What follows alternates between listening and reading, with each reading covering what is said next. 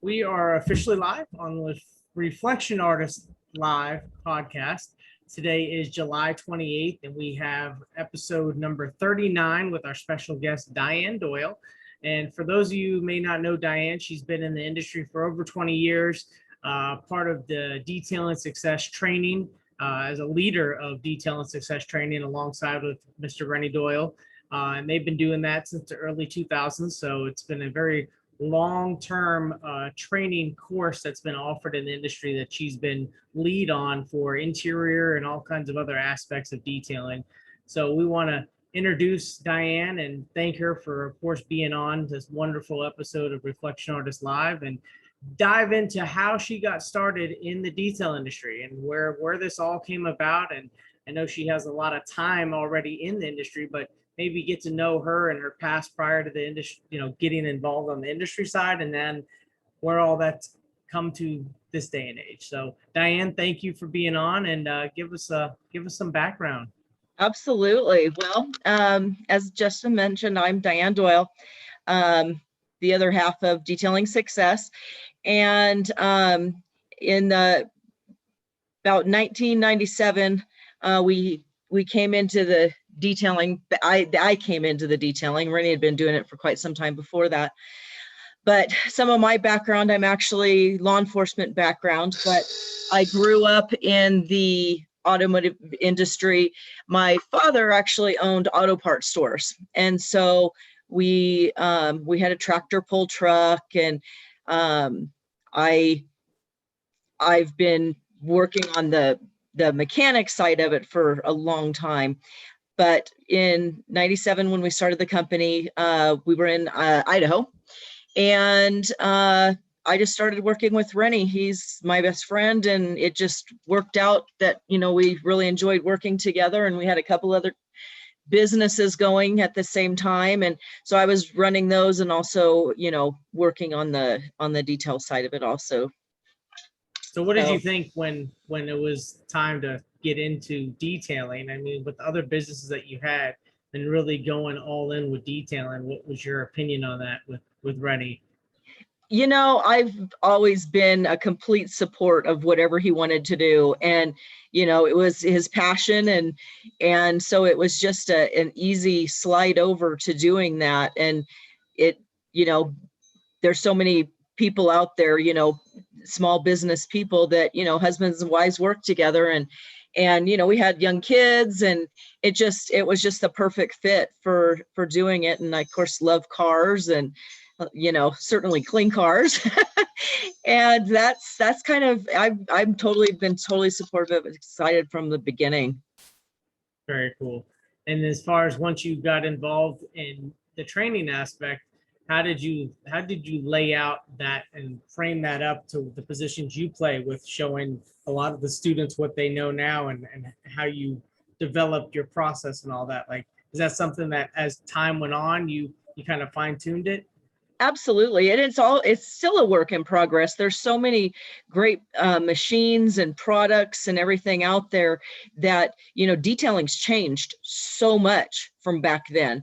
And so, we're always finding new techniques, new stuff. So I really, do a lot to keep my finger on the pulse of things and stay current, because, you've got to teach on the latest and greatest, and the products and the tools have made detailing so much easier that, it really comes down to systems and processes and staying current and up to date. And that leads into where you guys have also helped introduce STEAM into the detail world. And I know that you have a relationship with the gentleman who helped bring STEAM in. So how did all of that come about? Well, it actually was Rennie.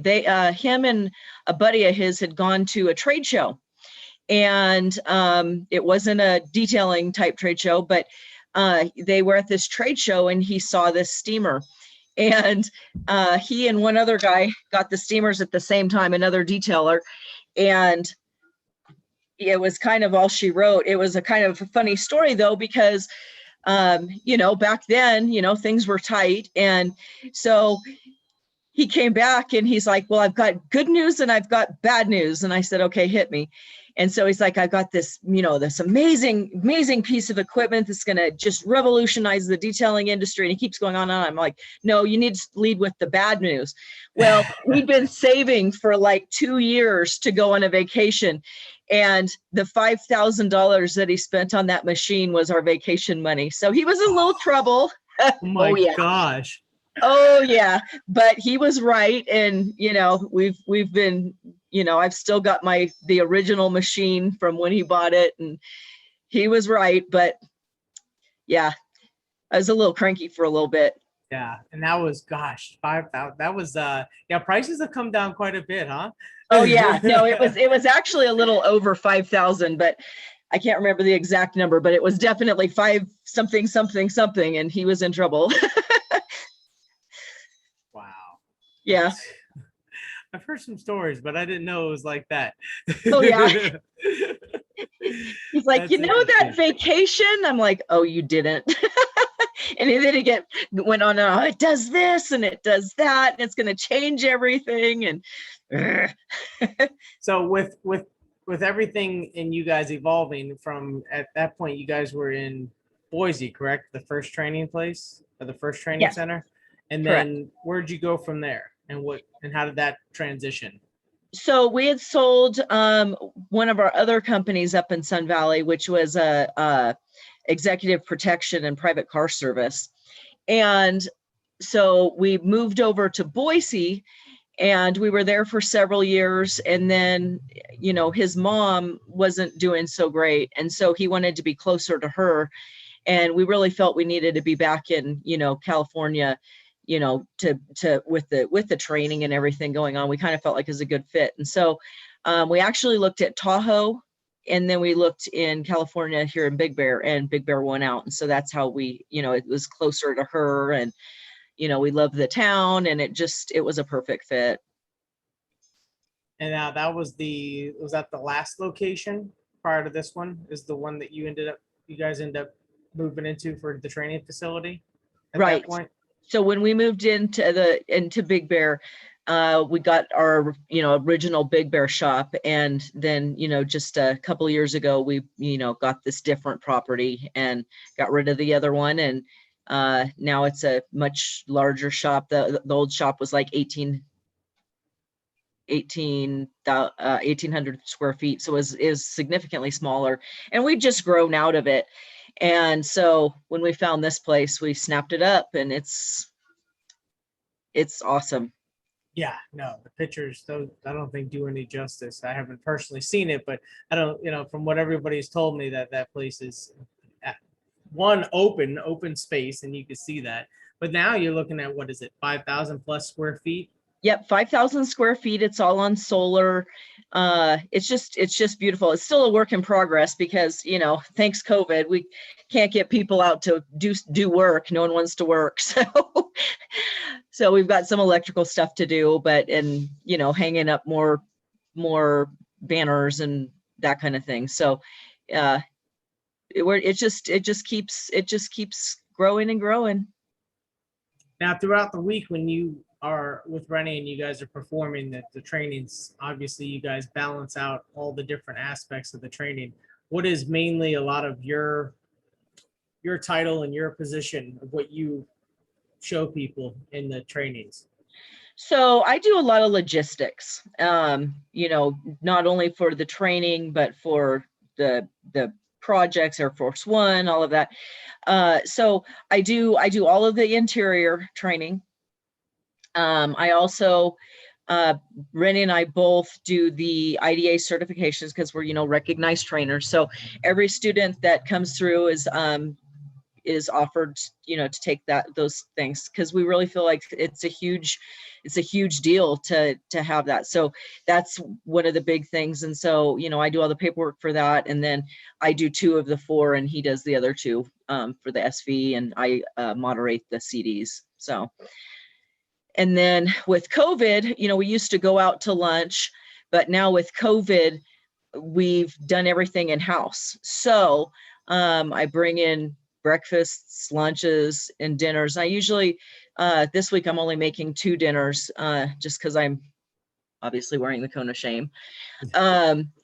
but usually I cater, because I used to cater. I cater 3 of the meals, and we do everything in house right now, just to keep everybody, as safe and out of the public as possible. And it honestly, probably even after COVID, we'll kind of stick to that, because it's really been well received, and it just bonds everybody better. It's really been a neat thing that it's come from, the pandemic. Yeah, I've heard some really good feedback in regards to with everybody staying on site and not losing, the train of thought in regards to going out and coming back. It is one thing to relax and get out. I mean, we've done it, but at the same time, to be able to stay there and kind of just recap as you're eating or ask additional questions and then get right back to the training. I feel like there's more to absorb that way. Right. Yeah. And so the food just appears, and everybody sits down 20 to 30 minutes, and it does, it doesn't, it's really great as far as not impacting man hours, during the training too. Cause, by the time you get into town, it's an hour and a half that you lose every single day. And so it's nice to be able to do that. And like I said, we'll continue to do it, just because it's just been so well received. Now, at this point, with you taking care of everything in regards to the logistics, like you had said, there was a lot of years that you did that also with Air Force One. I mean, leading up to this year, obviously you had, with your neck surgery and everything, it's kind of held you back with being able to be part of this year's project. But all the years prior, you've really, I mean, just handled the whole thing for the most part. Yeah, that's always a huge project for me. I start at the ground up every year with contracts, and dealing with everybody. It just really, it's a lot to do, especially when we take the big groups of 60 plus people, making sure everybody has the hotels and flights and food, and the food I spend on the ground there a lot of time dealing with. But this year, Chris, he did an amazing job, thank gosh. But I can't lift anything over 5 pounds at the moment. So Rennie was like, because I was going to go, and he's like, "You're going to be bad if you go." And I'm like, "Yeah, you're probably right." So I ended up not going, but Chris just stepped up to the plate, and really, we had a much significantly smaller team, but I'll be back at it next year. So yeah, that's something that, as for those who have been on the project and understand the amount of work that goes into it, even after being so many years involved in the project, I still don't understand how you get so much of it done, because that is a lot, from shirts to, I should say apparel, from apparel to keeping track of everybody. And I mean, you're basically like the mom on the project, because you have to make sure everybody stays in check, and then everybody comes to you for everything, on top of you also handling and organizing all the food that comes in, which I know that could be hectic sometimes. oh yeah. So, yeah. It's always an adventure. Absolutely. The food, I mean, trying to do all that and make sure everybody's where they're supposed to be, and it's definitely an adventure. I wouldn't trade it for anything though. It's the projects just run without a hitch. I mean, I'm doing everything from food to towels, laundry. I mean, I don't know how many nights all you guys were out on the patio, and I was at random laundromats. I had 5 different laundromats I go to, because with the metal polish towels, they smell. So every year I'd go to the same 5, but I'd have to do 1 each day, because I'd get kicked out for doing chemicals in the, so yeah, it's a shot to the ego, but yes, I've been tossed out of laundromats before. That's all right. You're in a different city and state. It's not like you go there all the time, right? You're there for a week. You're in and you're out. Thank God, because I freaking makes me crazy. But yeah, no, every night, you can't do that in here. And so, I just come back the next year and they'd forget. But yeah, the polished towels don't stink, but man, those metal polished towels, whoo. Yeah, I can imagine those things. Well, I shouldn't say I can imagine. I've smelt and I've got a whiff of that bag with that moisture and everything just collecting in there. Just, oh, get a little PTSD. Yeah, tell me about it. So with with everything currently and everything where you've been with detailing, how much do you think of your past life with law enforcement? How much do you think that's helped contribute to with trainings and things like that? You know, it gives you a confidence, and dealing with all sorts of different people. I think that's probably the biggest thing, from past to present, and instructing and teaching is, a total different realm, but you're dealing with personalities and people, and from my law enforcement experience, that's really been a good help for me. And so many people are shy about talking or whatever. The confidence level, and then the brotherhood of it, because after I got out, it's like with the military, there's a bonding that happens when you're in those type of situations that's different than firefighters, police officers, military.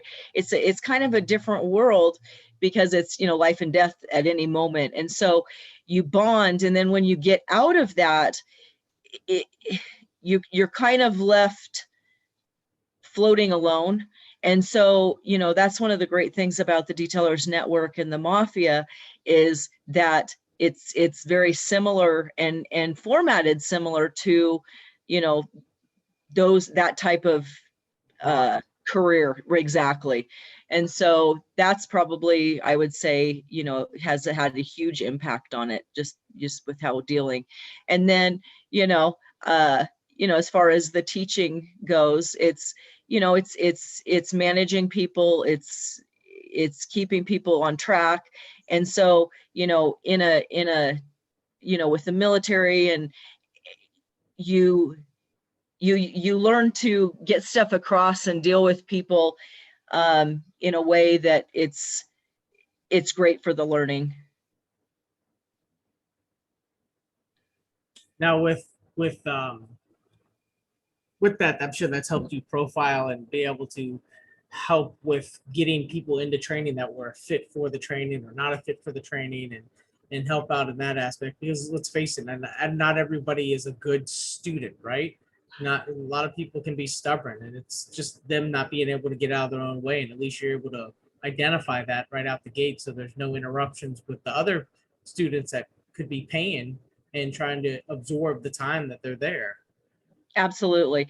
That is one thing that I've done for years, and Chris does now, is we don't take everybody that calls in. We don't, there's a certain type of person that we look for our classes, just because it is a brotherhood, and it is a tight-knit group. And you've got to be in there for the right reasons, and you've got to want to work to succeed.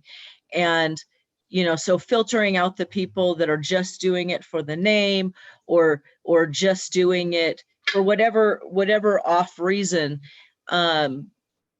we do sort through people. And like I said, we don't take everybody, but we just, because we want to keep the brand as strong as possible. And it's just not for everyone. This is true. Just like law enforcement's probably not for everybody either. There you go.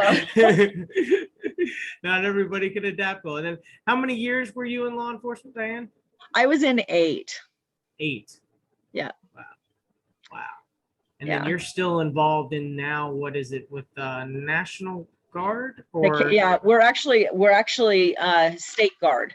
State Guard, so, that's what it is. Yeah, I'm too old now to stay in national. So now I'm with the state. So yeah.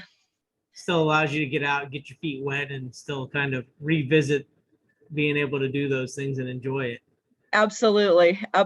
We're coming up on fire season, and so my unit gets deployed a lot on the fires and all of that. So we do that kind of support We build tent cities, and I used to be on the training side, which was great with the training here, but now we've got the unit I'm with is with, it's a logistical unit, which is, kind of my forte. And we also have drones and, Wow. yeah, so it's really neat to have a switch.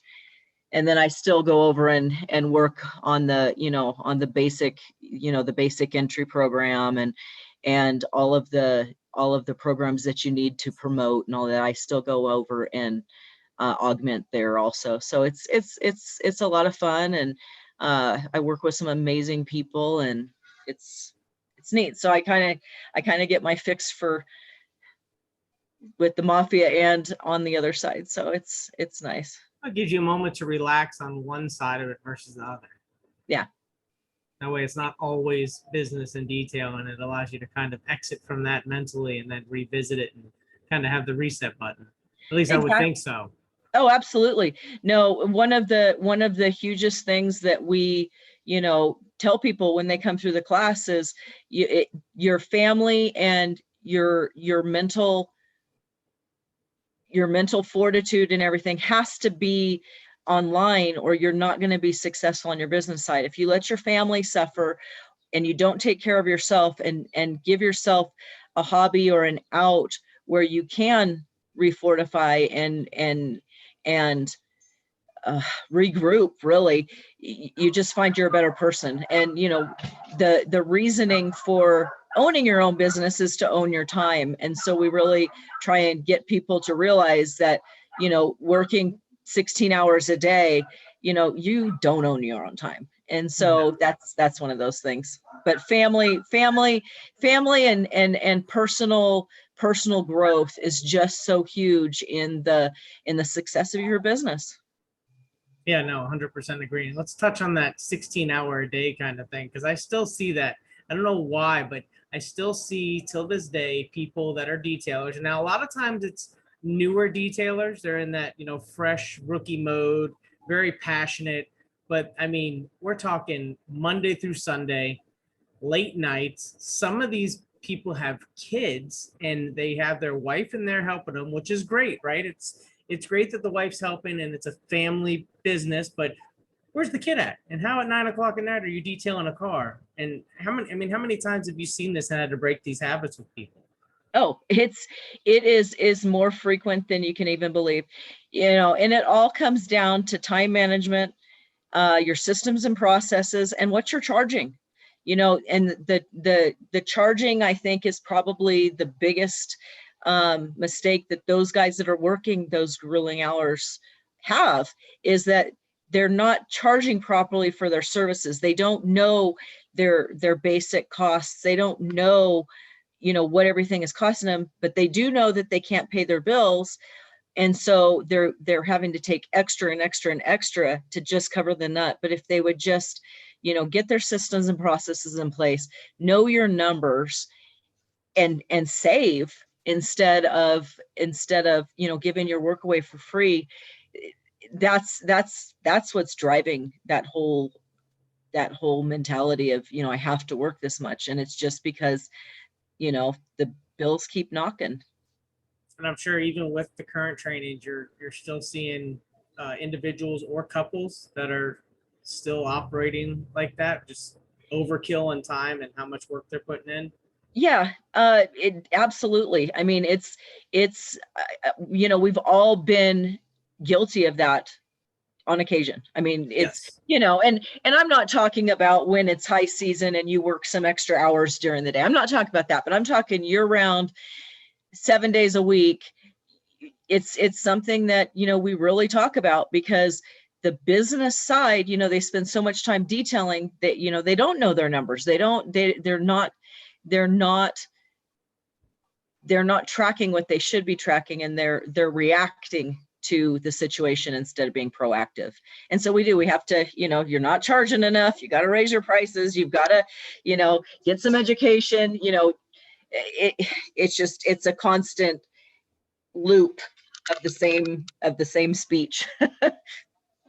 No, I agree, and I bring that up because that's one of the biggest things that you guys do, preach and teach about. And I see that still happening. Now, obviously, some of these folks that I see on social media, they're maybe haven't gone through a training in general or have had the opportunity to hear somebody speak on this subject. But for those who are listening, it is definitely something that it's not definitely something you don't want to do and fall into that rabbit hole working that many hours, that many days, because you're going to lose time and lose yourself. And Well, and your family. That's yeah, the thing. They want to own their own businesses and own their own time. And the whole point of them working so hard is to provide for their families. But if they're not there, they're going to turn around and the family's going to be gone. And then what have you worked so hard for? yeah. You can't neglect your family for those reasons. It's your whole drive of, owning your own time and quality of life for your family, all of those reasons. And then you spend all that time away from them. The numbers just don't add up.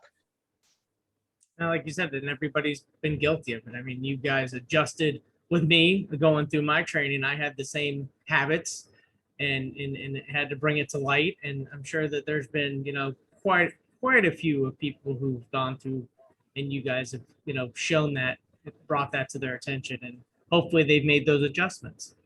Actually, it's about 90% do. And it's, Wow. and it's really great because, the time, when it's your time to go, you're going to have all these regrets, tell them this, tell them that, and you should have told them all the way through. And so we really preach hard on the family aspect of it. And the Mafia, we've built that as a family, and we've got our forum and everything, but we really try and make sure the guys are close and supporting each other. And of course, Rennie and I are always available to, help out. I get as many calls on detailing questions as I do on relationship questions, believe it or not. Well, I could see that, especially coming from a female, I'd be more prone to want to ask a relationship question from a woman than a man, Yeah. and nothing against asking Rennie, but sometimes, when you hear it from a male versus a female, it's a completely different tone. And 9 times out of 10, the information from the female is going to be quite more accurate. Well, it just stands to reason, because obviously most of our people are guys. We, have quite a few women, but for the most part, it's primarily male. And to get a female viewpoint on it is huge, and sometimes you guys need to get knocked around a little bit, but you come to see the light. Yes. So with that, it kind of made me think a little bit more about everything right now with seeing more female detailers. As far as with the industry and evolving, I feel like I'm seeing more come out of the woodwork on social media and putting themselves forward and killing it and kicking butt. I mean, are you seeing the same thing with the request for training, and what's your take on that? Absolutely. And it's great to see the quality of the females that are coming through, because before it was, a little sketchy, but females have great eyes, attention to detail. There's the Venus Mars book and everybody looks at stuff different, but it's just a whole different viewpoint. And it's awesome to see, because we've got some amazing women now that are actually doing quality work and not just, playing on social media. And so, it's a real evolution of the industry for females, because we can come out now and be comfortable, not, having to flaunt ourselves. We're in there for the respect and the joy of doing it. And it shouldn't have been like it was before, where it was kind of bastardized and women weren't taken seriously, because they are a huge threat you know, there's some amazing women out there that just, like you said, kicking butt and taking names, and it's amazing. Yeah, and their work is on par, if not better, than a good majority of male detailers. Yeah, and they're more apt to be receptive to pricing and structure, you know, your systems and your processes. I keep saying that because it's just so important, but they seem to be a little more open to change, and that's probably one of the biggest benefits that they have going for them. Yeah, I agree.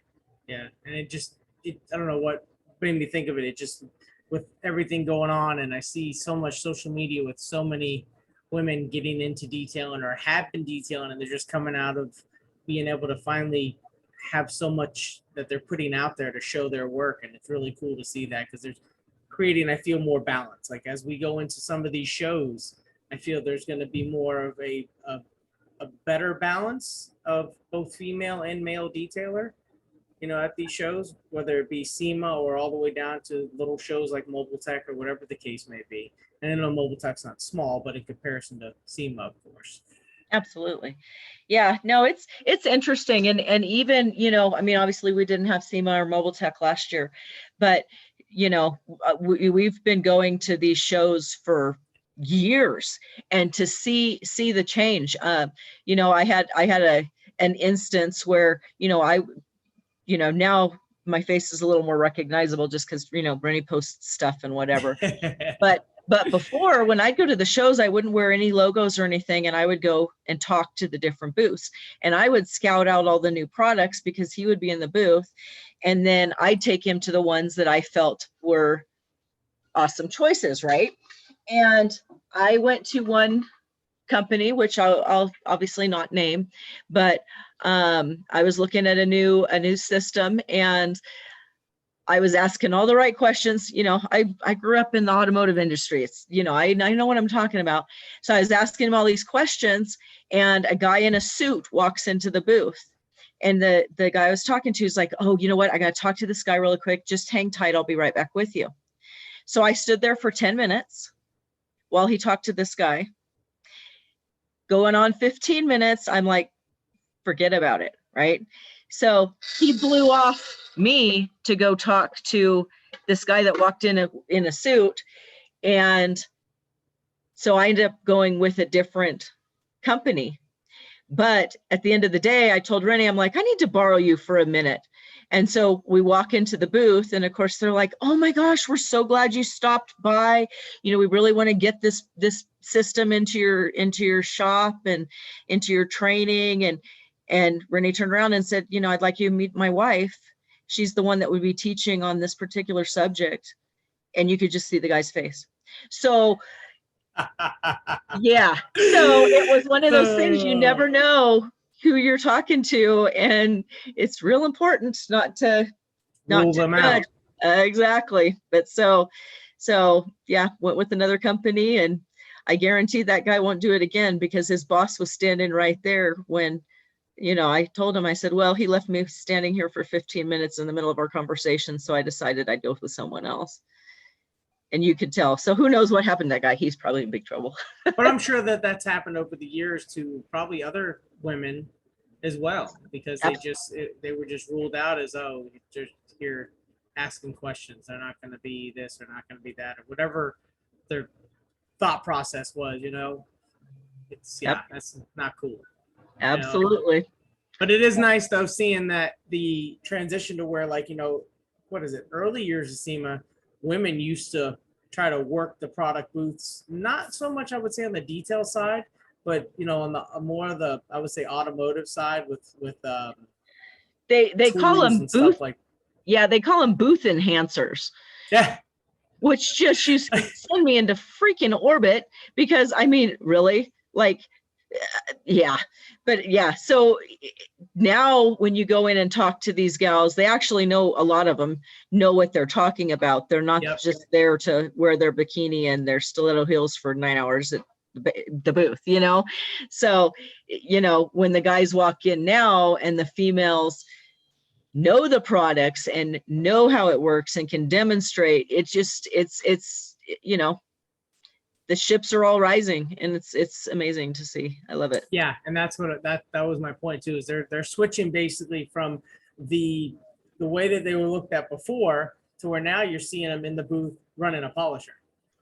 Exactly. Yeah, and it's no The longer, right way. yes, and they know their stuff, and you could ask them questions, and they are the go-to source or the expert for that brand to help the consumer or whoever there is asking questions and get them on the right foot. And that's what I like to see, and that's the transition I'm seeing, and I think that we're all seeing over the past couple of years, which is awesome. Yeah, absolutely. It warms my heart because, you know, every job that I've ever had has been a primarily male dominant type career, and to see the progress, just, I mean, literally in the last, like, probably 5 to 7 years, closer to 5. I mean, it's been a huge switch. For you, I think it was more of the challenge, just a little bit.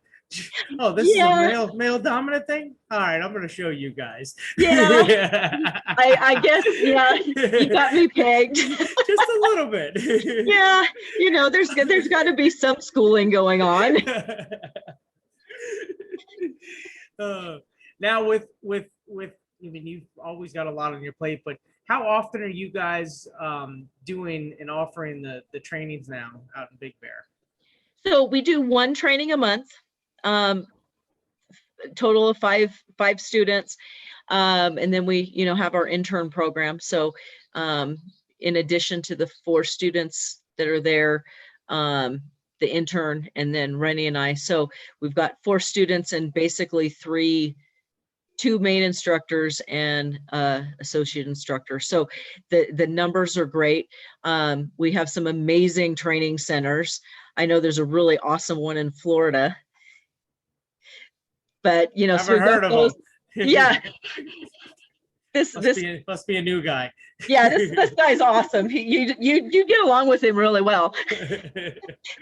But, you know, so we have the training centers. We've got several of those, and they do the one-day classes, and it's really been awesome because the people that we have in those training centers are just top notch. Yeah, no, they've definitely been very instrumental to the whole program, I think, across the board. And then a lot of that all feeds back to going through a 5-day training as well. Now, was it always 1 week, or did you guys have it where you were doing twice a month as well with the trainings for a while? Oh my gosh, we would do 2 to 3 a month. Okay, that's what I remember. But we were doing we did one-on-one trainings, so we were having to do more to, you know, to get over that mark, the money mark, right? And you know, so and we did some small group trainings. We tried 6 for a couple of trainings, and we found that 6 was not the happy place, right? Because, you know, there's someone always standing around, and you can't learn detailing if you don't have your hands on the stuff. So we cut it down to 4, but we've had 3-day classes, 5-day classes, that we did 10-day classes for a while. So we've really been, you know, doing different testing and stuff, and we've kind of found the perfect storm now with the 4, just because we actually get more done with the 4 and get more stuff covered than we did on the one-on-ones. Just because, well, I mean, if you have a car, you've got to do the whole thing. Yeah. Versus learning the technique, getting some muscle memory, and moving on to all the other things.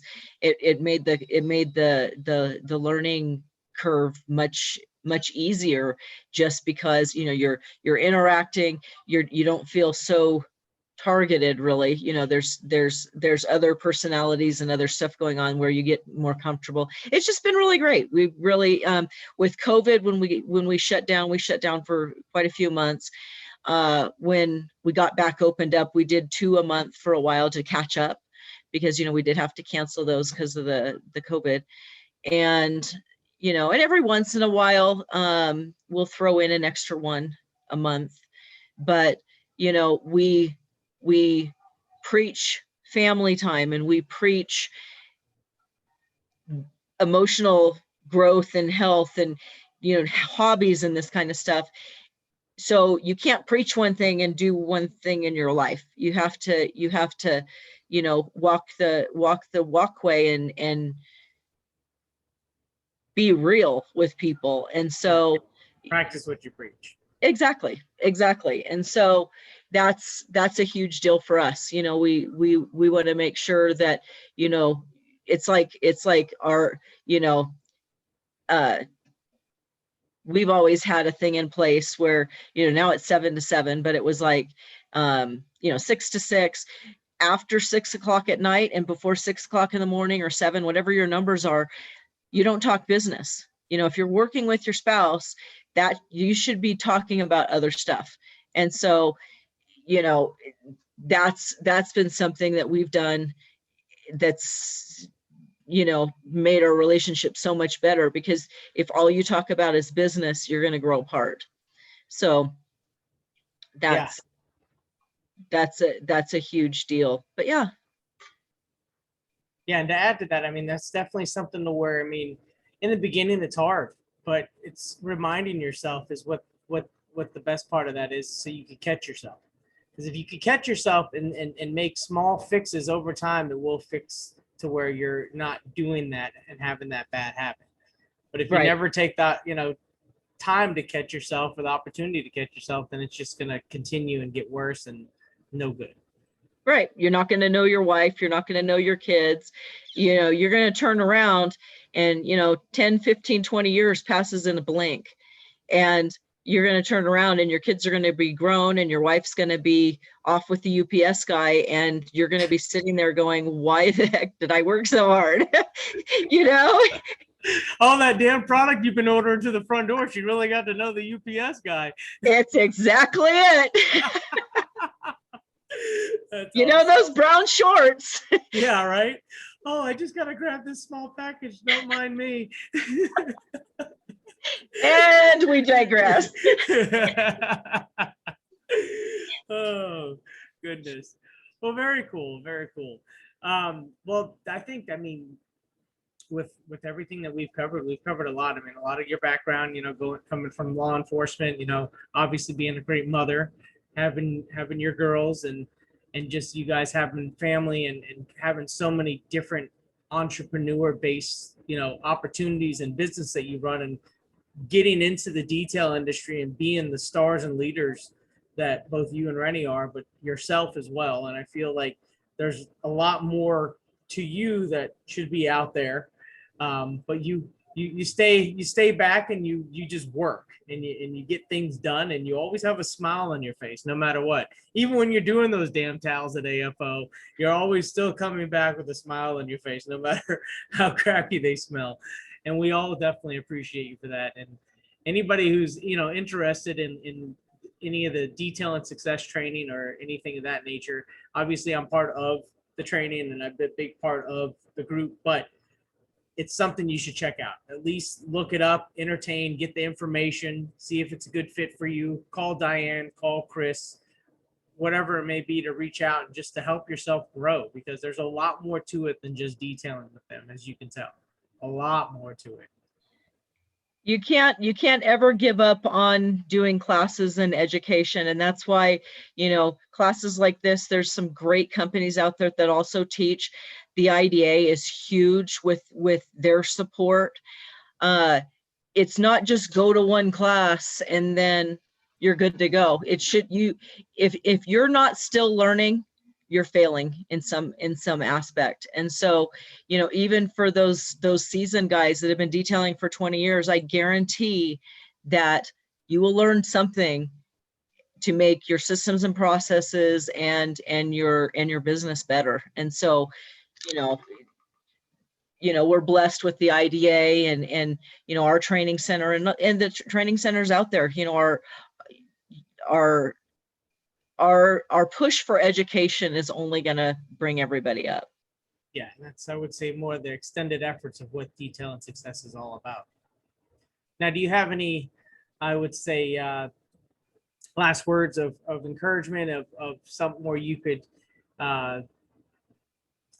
what's the word I'm looking for? I'm at a loss of words right now. I've kind of had a headache kind of going almost in my, that it's been with me since this morning. So it's like I'm at a loss of words today for some of the stuff I've been doing. And I was on an IDA webinar meet and greet this morning. So I'm a little like out of it from being on the computer. Words of advice. What advice could you give coming directly from Diane Doyle that would help somebody in our industry or help somebody listening? There's a few things, honestly. Education obviously is huge, and surround yourself with mentors. You know, who you hang with, you should be networking with people that are at a level where you want to be. You shouldn't be hanging with the people that are below where you are, because you're limiting your growth. And so, you know, surround yourself with mentors, get educated, and don't be negative in everything. You know, you hear so many, well, my area won't support that, or they won't. Be positive, and you've got to work hard, but, you know, stay engaged with your families. Don't lose sight of the reason that you are doing a small business. Don't lose sight of the reasons that you want to work like you do, because those reasons are your wife and your kids, just like it's Rennie and my 3 girls and my son and my grandkids. And that should be a focal point of your whys. So you've got to know your whys, and you know, don't be scared to put yourself out there, and stay educated and stay engaged, and don't worry about what the other guys are doing. Focus on your business. Let the other ones chase you. Nice. Very nice. I agree 100%. Well, Diane, thank you for taking your time out of the day and telling us about your life and everything that you brought to the table with the detail industry. Definitely awesome. I appreciate the time. So we're going to go ahead and come to an end on everything. And I want to thank everybody at home or on the road, or when you get the opportunity to listen to this. This is episode number 39 for the Reflection Artist Live. And aside from that, Diane, thank you. And thank everybody for listening. Thank you so much. I'm just so honored that you asked me to be on this, and I hope it helps somebody. And like I said, it's been an honor to be on here, and I do appreciate you letting me come in and talk to you. Likewise. Have a great rest of your day. And hopefully everything goes well with you going to the doctor. You know, it is what it is. At least I'm upright. So yeah. See, you kept a smile on your face. Take care, Diane. You too. Take care. Thank you. Right. Bye. Bye.